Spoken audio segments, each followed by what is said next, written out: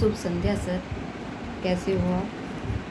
Sir मैं आज एक है ना रस की प्रस्तावना से संबंधित एक वीडियो बना रही हूँ। आप इसको देख करके मुझे सुझाव ज़रूर देना कि इसमें क्या क्या सुधार हो सकते हैं। तो शुभ शुभ जय हिंद प्यारे बच्चों, कैसे हो आप सब? तो मैंने कल आपको क्लास में बताया था कि काव्य के मुख्य रूप से कितने अंग होते हैं? 3 अंग होते हैं, उनमें से रस, छंद और अलंकार। तो अलंकार के बारे में हमने कल पढ़ लिया था कि जो भी काव्य की सुंदरता बढ़ाने वाले तत्वों को क्या कहते हैं? अलंकार कहते हैं। और अलंकारों का प्रयोग करने से हमारी जो कविताएं हैं, रचनाएं हैं, वो क्या हो जाती हैं?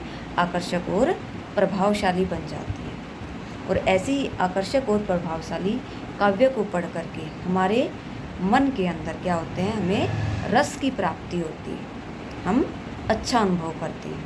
तो भिन्न भिन्न तरह के काव्य पढ़ करके हमारे मन में भी अलग अलग तरह के ही भाव पैदा होते हैं। उदाहरण के लिए जैसे हम कोई चुटकुला पढ़ते हैं तो हमें क्या आ जाती है? हंसी आ जाती है। और अगर हम कोई ऐसा गीत पढ़ते हैं, कोई कविता सुनते हैं जिसके अंदर हमारे मन के अंदर क्या आ जाता है? जोश का भाव आ जाता है। और कभी कभी कुछ गीत या कविता हमें क्या कर देती है? हमारे हृदय को करुणा से भी भर देती है। कभी कभी हमें इनको पढ़ करके रोना भी आ जाता है। तो भिन्न भिन्न तरह के काव्य से हमें भिन्न भिन्न तरह के भाव हमारे मन के अंदर जागृत होते हैं और हमें क्या मिलते हैं? रस की प्राप्ति होती है। इसी आनंद या रस को काव्य की भाषा में क्या कहा गया है? रसा अनुभूति कहा गया है। ठीक है, तो रस की परिभाषा क्या होगी? जब भी किसी काव्य को पढ़कर, सुनकर या देखकर हमें आनंद की अनुभूति होती है तो उसे हम क्या कहेंगे? रस कहेंगे। वाणी के द्वारा हम बोल करके रस को पूरी तरह से नहीं बता सकते, प्रकट नहीं कर सकते। रस को क्या किया जा सकता है? केवल अनुभव किया जा सकता है।